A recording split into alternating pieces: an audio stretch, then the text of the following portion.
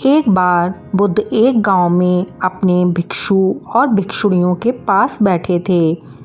चारों तरफ शांति छाई हुई थी।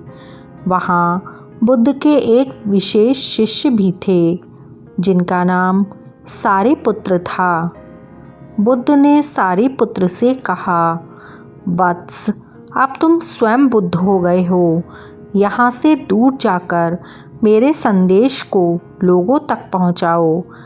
सारिपुत्र नमस्कार कर चलने लगे। इसी बीच बुद्ध के दूसरे बड़े शिष्य ने बुद्ध से कहा, भंते, मुझे सारिपुत्र की तरह दूर ना भेजना। मैं आपके चरणों में ही रहना चाहता हूँ। इस पर बुद्ध ने कहा, तू समीप नहीं है, इसलिए समीप रहना चाहता है। सारिपुत्र कहीं भी रहें, वह मेरे ही समीप है।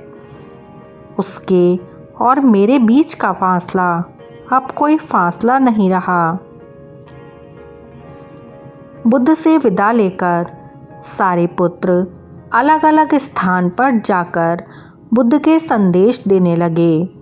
वह रोजाना प्रातः उठते ही सर्वप्रथम उस दिशा की ओर सिर झुकाते थे जिस दिशा में बुद्ध भ्रमण कर रहे होते।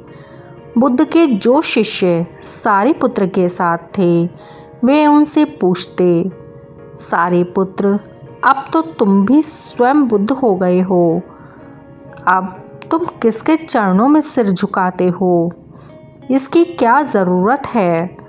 सारिपुत्र इस प्रश्न का जवाब देते, जिनके कारण मैं शून्य हुआ, जिनके कारण मेरा अहम खत्म हुआ, मैं उनके चरणों में सिर झुकाता हूँ।